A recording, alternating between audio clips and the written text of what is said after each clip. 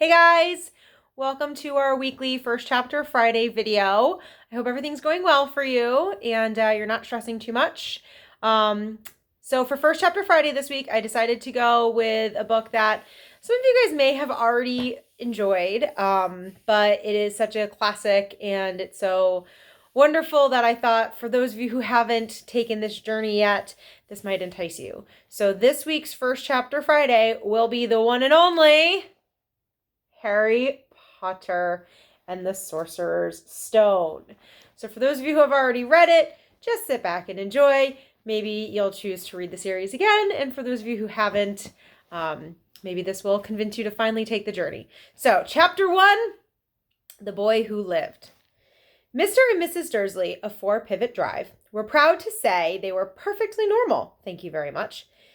They were the last people you'd expect to be involved in anything strange or mysterious, because they just didn't hold with such nonsense. Mr. Dursley was the director of a firm called Grunnings, which made drills. He was a big, beefy man with hardly any neck, although he did have a very large mustache. Mrs. Dursley was a thin and blonde and had nearly twice the usual amount of neck, which came in very useful as she spent so much of her time craning over garden fences, spying on the neighbors. The Dursleys had a small son called Dudley, and in their opinion, there was no finer boy anywhere. The Dursleys had everything they wanted, but they also had a secret, and their greatest fear was that somebody would discover it. They didn't think they could bear it if anyone found out about the Potters. Mrs. Potter was Mrs. Dursley's sister, but they hadn't met for several years, in fact. Mrs. Dursley pretended she didn't have a sister because her sister and her good-for-nothing husband were as un-Dursley-ish as it was possible to be. The Dursleys shuddered to think what the neighbors would say if the Potters arrived in the street. The Dursleys knew that the Potters had a small son too, but they had never even seen him. This boy was another good reason for keeping the Potters away. They didn't want Dudley mixing with a child like that. When Mr. and Mrs. Dursley woke up on a dull, gray Tuesday, our story starts. There was nothing about that cloudy sky outside to suggest that the strange and mysterious things would soon be happening all over the country. Mr. Dursley hummed as he picked out his most boring tie for work, and Mrs. Dursley gossiped away happily as she wrestled a screaming Dudley into his high chair. None of them noticed a large, tawny owl flutter past the window. At 8:30, Mr. Dursley picked up his briefcase, pecked Mrs. Dursley on the cheek, and tried to kiss Dudley goodbye, but missed, because Dudley was now having a tantrum and throwing his cereal at the walls. "Little tyke," chortled Mr. Dursley as he left the house. He got into his car and backed out of number 4's drive. It was on the corner of the street that he noticed the first sign of something peculiar. A cat reading a map. For a second, Mr. Dursley didn't realize what he had seen. Then he jerked his head around to look again. There was a tabby cat standing on the corner of Pivot Drive, but there wasn't a map in sight. What could he have been thinking of? It must have been a trick of the light. Mr. Dursley blinked and stared at the cat. It stared back. As Mr. Dursley drove around the corner and up the road, he watched the cat in his mirror. It was now reading the sign that said Pivot Drive. No, looking at the sign. Cats couldn't read maps or signs. Mr. Dursley gave himself a little shake and put the cat out of his mind. As he drove toward the town, he thought of nothing except a large order of drills he was hoping to get that day. But on the edge of town, drills were driven out of his mind by something else. As he sat in the usual morning traffic jam, he couldn't help noticing that there seemed to be a lot of strangely dressed people about. People in cloaks.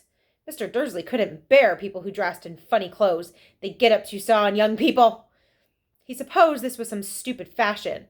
He drummed his fingers on the steering wheel, and his eyes fell on a huddle of those weirdos standing quite close by. They were whispering excitedly.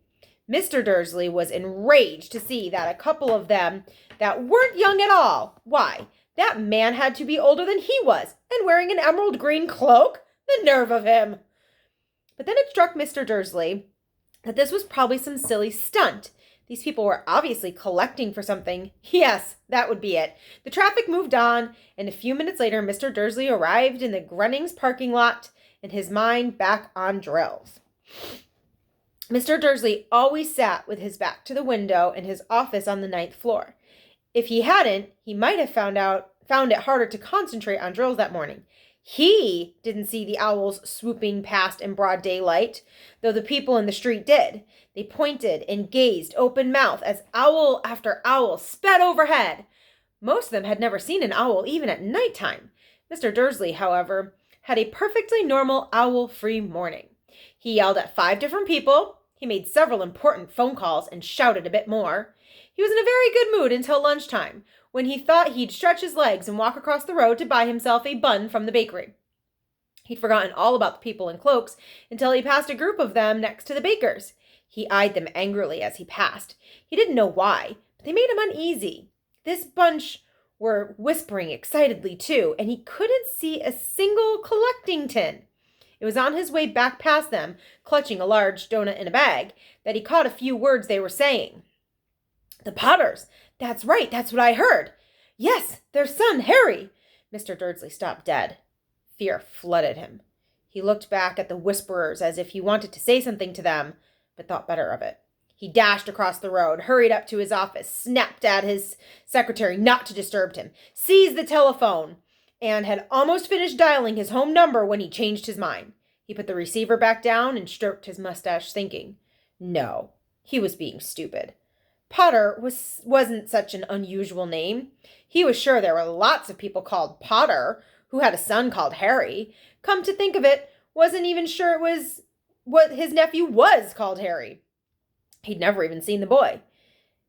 It might have even been Harvey or Harold.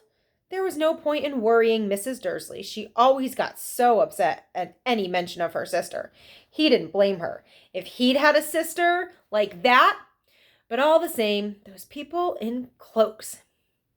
He found it a lot harder to concentrate on drills that afternoon, and when he left the building at 5 o'clock, he was still so worried that he walked straight into someone just outside the door. "Sorry," he grunted, as the tiny old man stumbled and almost fell.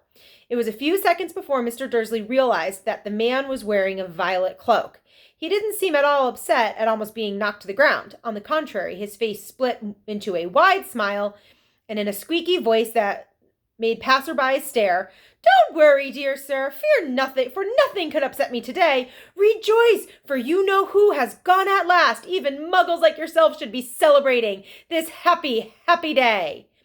And the old man hugged Mr. Dursley around the middle and walked off. Mr. Dursley stood rooted in the spot. He had been hugged by a complete stranger. He also thought he had been called a muggle, whatever that was. He was rattled. He hurried to his car and set off for home, hoping he was imagining things which he had never hoped before because he didn't approve of imagination. As he pulled into the driveway of number 4, the first thing he saw, and it didn't improve his mood, was the tabby cat he'd spotted this morning. It was now sitting on his garden wall. He was sure it was the same one. It had the same markings around its eyes. "Shoo!" said Mr. Dursley loudly. The cat didn't move. It just gave him a stern look. Was this normal cat behavior? Mr. Dursley wondered. Trying to pull himself together, he let himself into the house. He was still determined not to mention anything to his wife. Mrs. Dursley had had a nice, normal day. She told him over dinner all about Mrs. Next Door's problems with her daughter and how Dudley had learned a new word, won't. Mr. Dursley tried to act normally. When Dudley had been put to bed, he went into the living room in time to catch the last report on the evening news. "And finally, bird watchers everywhere have reported that the nation's owls have been behaving very unusually today. Although owls normally hunt at night and are hardly ever seen in daylight, there have been hundreds of sightings of these birds flying in every direction since sunrise. Experts are unable to explain why these owls have suddenly changed their sleeping patterns." The newscaster allowed himself a grin. "Most mysterious. And now, over to Jeff McGuffin with the weather. Going to be any more showers of owls tonight, Jim?" "Well, Ted," said the weatherman, "I don't know about that. But it's not only the owls that have been acting oddly today. Viewers as far apart as Kent, Yorkshire, and Dundee have been phoning in to tell me that instead of the rain I promised yesterday, they've had a downpour of shooting stars. Perhaps people have been celebrating bonfire night early. It's not until next week, folks, but I can promise a wet night tonight." Mr. Dursley sat frozen in his armchair. Shooting stars all over Britain? Owls flying by daylight? Mysterious people in cloaks all over the place? And a whisper about the Potters. Mrs. Dursley came into the living room, carrying 2 cups of tea. It was no good. He'd have to say something to her. He cleared his throat nervously. "Petunia, dear, you haven't heard from your sister lately, have you?" As he expected, Mrs. Dursley looked shocked and angry. After all, they normally pretended she didn't have a sister. "No," she said sharply. "Why?" "Funny stuff on the news," Mr. Dursley mumbled. "Owls, shooting stars. And there were a lot of funny-looking people in town today." "So?" snapped Mrs. Dursley. "Well, I just thought maybe it was something to do with, her crowd." Mrs. Dursley sipped her tea through her pursed lips. Mr. Dursley wondered whether he dared to tell her that he'd heard the name Potter. He decided he didn't dare. Instead, he said, as casually as he could, "Their son. He'd be about Dudley's age now, wouldn't he?" "I suppose so," said Mrs. Dursley stiffly. "What's his name again?" "Howard, isn't it?" "Harry. Nasty common name, if you ask me." "Oh," said Mr. Dursley, his heart sinking horribly. "Yes, I quite agree." He didn't say another word on the subject as they went upstairs to bed. While Mrs. Dursley was in the bathroom, Mr. Dursley crept to the bedroom window and peered down at the front garden. The cat was still there. It was staring down Pivot Drive as though it were waiting for something. Was he imagining things? Could all this have anything to do with the Potters? If it got out that they were related to a pair of... Well, he didn't think he could bear it. The Dursleys got into bed. Mrs. Dursley fell asleep quite quickly, but Mr. Dursley lay awake, turning it all over in his mind. His last comforting thought before he fell asleep was that even if the Potters were involved, there was no reason for them to come near him and Mrs. Dursley. The Potters knew very well what he and Petunia thought about their kind. He couldn't see how he and Petunia could get mixed up in anything that might be going on. He yawned and turned over. It couldn't affect them. How very wrong he was. Mr. Dursley might have been drifting into an uneasy sleep, but the cat on the wall outside was showing no sign of sleepiness. It was sitting as still as a statue, its eyes fixed unblinkingly on the far corner of Pivot Drive. It didn't do so much as quiver when a car door slammed on the next street, or when 2 owls swooped overhead. In fact, it was nearly midnight before the cat moved at all. A man appeared on the corner the cat had been watching, appeared so suddenly and silently that you'd have thought he just popped out of the ground. The cat's tail twitched and its eyes narrowed. Nothing like this man had ever been seen on Pivot Drive. He was tall, thin, and very old, judging by the silver of his hair and beard, which were both long enough to tuck into his belt. He was wearing long robes, a purple cloak that swept the ground, and high-heeled black boots.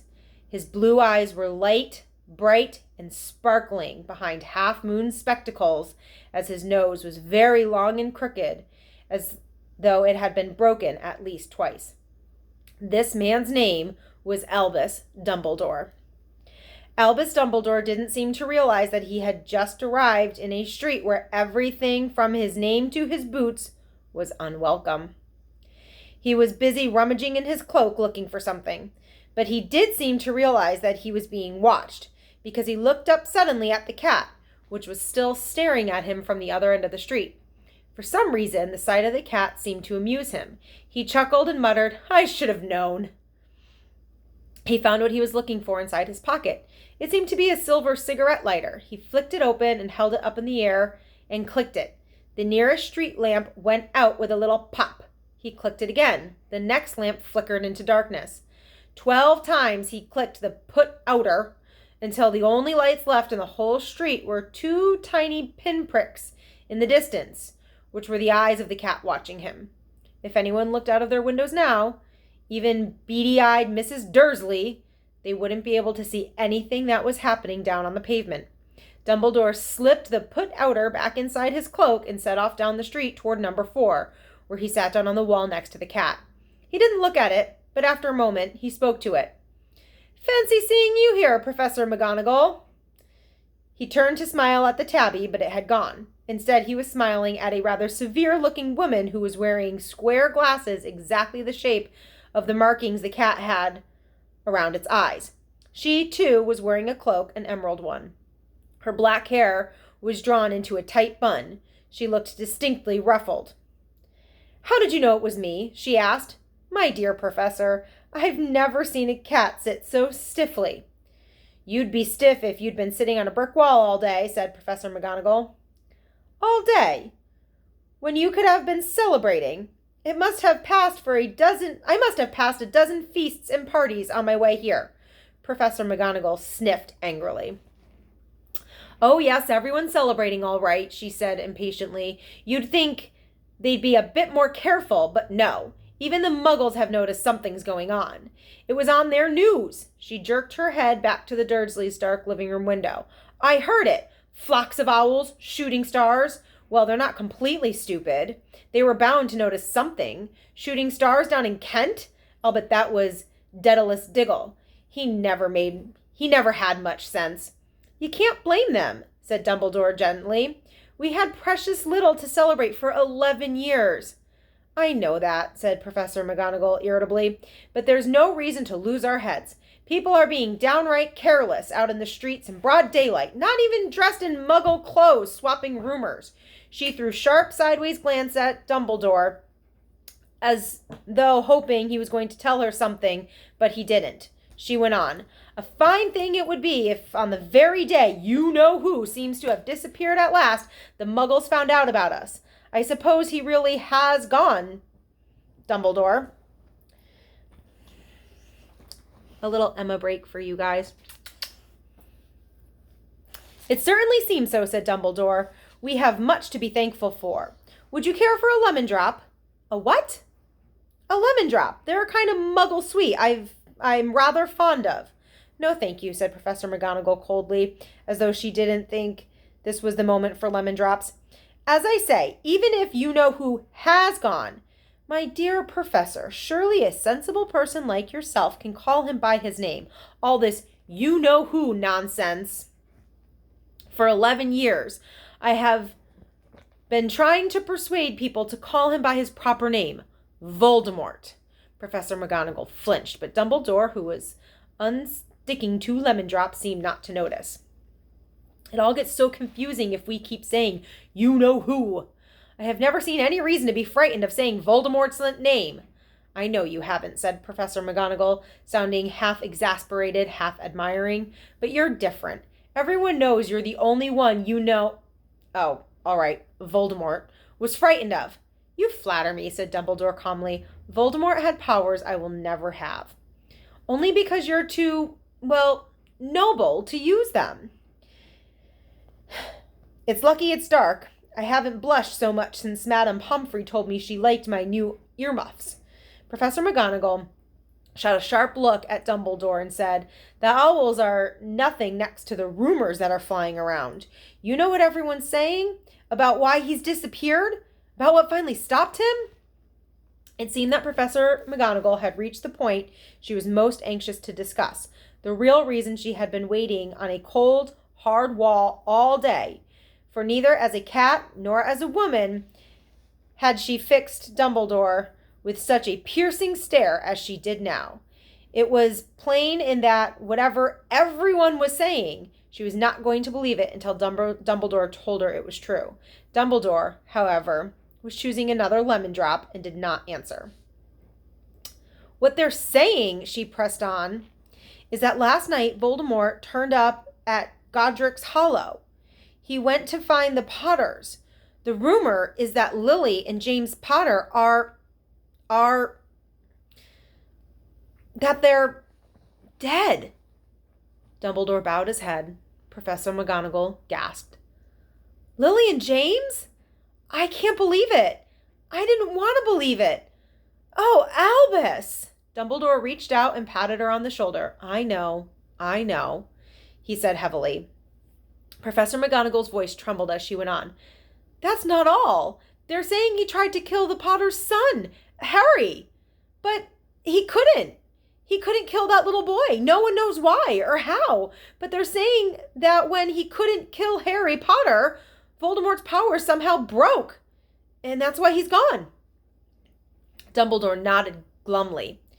It's true? It's true? Faltered Professor McGonagall. After all he's done, all the people he's killed, he couldn't kill a little boy. It's just astounding. Of all the things to stop him. But how, in the name of heavens, did Harry survive? We can only guess, said Dumbledore. We may never know. Professor McGonagall pulled out a lace handkerchief and dabbed her eyes beneath her spectacles. Dumbledore gave a great sniff as he took a golden watch from his pocket and examined it. It was a very odd watch. It had 12 hands, but no numbers. Instead, little planets were moving around the edge. It must have made sense to Dumbledore, though, because he put it back in his pocket and said, Hagrid's late. I suppose it was he who told you I'd be here, by the way. Yes, said Professor McGonagall, and I don't suppose you're going to tell me why you're here, of all places? I've come to bring Harry to his aunt and uncle. They're the only family he has left now. You don't mean. You can't mean the people who live here, cried Professor McGonagall, jumping to her feet and pointing at number 4. Dumbledore, you can't. I've been watching them all day. You couldn't find 2 people who are less like us. And they've got this son. I saw him kicking his mother all the way up the street, screaming for sweets. Harry Potter, come and live here. It's the best place for him, said Dumbledore firmly. His aunt and uncle will be able to explain everything to him when he's older. I've written them a letter. A letter? Repeated Professor McGonagall faintly, sitting back down on the wall. Really, Dumbledore? You think you can explain all this in a letter? These people will never understand him. He'll be famous, a legend. I wouldn't be surprised if today was known as Harry Potter Day in the future. There will be books written about Harry. Every child in our world will know his name. Exactly, said Dumbledore, looking very serious over the top of his half-moon glasses. It would be enough to turn any boy's head. Famous before he can walk and talk? Famous for something he won't even remember? Can you see how much better off he'll be growing up away from all that until he's ready to take it? Professor McGonagall opened her mouth, changed her mind, swallowed, and then said, Yes, you're right, of course. But how is the boy getting here, Dumbledore? She eyed his cloak suddenly, as though she thought he might be hiding Harry underneath it. Hagrid's bringing him. You think it wise to trust Hagrid with something as important as this? I would trust Hagrid with my life, said Dumbledore. I'm not saying his heart isn't in the right place, said Professor McGonagall grudgingly, but you can't pretend he's not careless. He does tend to... What was that? A low rumbling sound had broken the silence around them. It grew steadily louder as they looked up and down the street for some sign of headlight. It swelled to a roar as they both looked up to the sky, and a huge motorcycle fell out of the air and landed on the road in front of them. If the motorcycle was huge, it was nothing to the man sitting astride it. He was almost twice as tall as a normal man and at least 5 times as wide. He looked simply too big to be allowed, and so wild. Long tangles of bushy black hair and a beard hid most of his face. He had hands the size of trash can lids, and his feet in their leather boots were like baby dolphins. In his vast, muscular arms, he was holding a bundle of blankets. Hagrid, said Dumbledore, sounding relieved. At last. And where did you get that motorcycle? Borrowed it, Professor Dumbledore, sir, said the giant, climbing cheerfully off the motorcycle as he spoke. Young Sirius Black lent it to me. I've got him, sir. No problems, were there? No, sir. House was almost destroyed, but I got him out all right before the muggles started swarming around. He fell asleep as we were flying over Bristol. Dumbledore and Professor McGonagall bent forward over the bundle of blankets. Inside, just visible, was a baby boy, fast asleep. Under a tuft of jet black hair over his forehead, they could see a curiously shaped cut, like a bolt of lightning. Is that where? Whispered Professor McGonagall. Yes, said Dumbledore. He'll have that scar forever. Can't you do something about it, Dumbledore? Even if I could, I wouldn't. Scars can come in handy. I have one myself on my left knee, and it's a perfect map of the London Underground. Well, give him here, Hagrid. We'd better get this over with. Dumbledore took Harry into his arms and turned toward the Dursleys' house. Can I say goodbye to him, sir?" asked Hagrid. He bent his great, shaggy head over Harry and gave him what must have been a very scratchy, whiskery kiss. Then suddenly Hagrid let out a howl like a wounded dog. "Shh!" hissed Professor McGonagall. "You'll wake up the muggles." "So sorry," sobbed Hagrid, taking out a large spotted handkerchief and burying his face in it. "But I can't stand it. Lily and James dead, and poor little Harry off to live with the muggles." Yes, it's all very sad, but get a grip on yourself, Hagrid, or we'll be found," Professor McGonagall whispered, patting Hagrid gingerly on the arm as Dumbledore stepped over the low garden wall and walked to the front door. He laid Harry gently on the doorstep and took a letter out of his cloak, tucked it inside Harry's blankets, and then came back to the other two. For a full minute, the three of them stood and looked at the little bundle. Hagrid's shoulders shook, Professor McGonagall blinked furiously, and the twinkling light that usually shone from Dumbledore's eyes seemed to have gone out. "Well," said Dumbledore finally, "that's it. We've no business staying here. We may as well go and join the celebrations." "Yeah," said Hagrid in a very muffled voice. "I'd best get this bike away. Good night, Professor McGonagall. Professor Dumbledore, sir." Wiping his streaming eyes on his jacket sleeve, Hagrid swung himself onto the motorcycle and kicked the engine into life. With a roar, it rose into the air and off into the night. "I shall see you soon, I expect, Professor McGonagall," said Dumbledore, nodding to her. Professor McGonagall blew her nose in reply. Dumbledore turned and walked back down the street. On the corner, he stopped and took out the silver put-outer. He clicked it once, and 12 balls of light sped back to their street lamps, so that Pivot Drive glowed suddenly orange, and he could make out the tabby cat slinking around the corner at the other end of the street. He could just see the bundle of blankets on the step of number 4. "Good luck, Harry," he murmured. He turned on his heel, and with a swish of his cloak, he was gone. A breeze ruffled the neat hedges of Pivot Drive, which lay silent and tidy under the inky sky, the very last place you would expect astonishing things to happen. Harry Potter rolled over inside his blankets without waking up.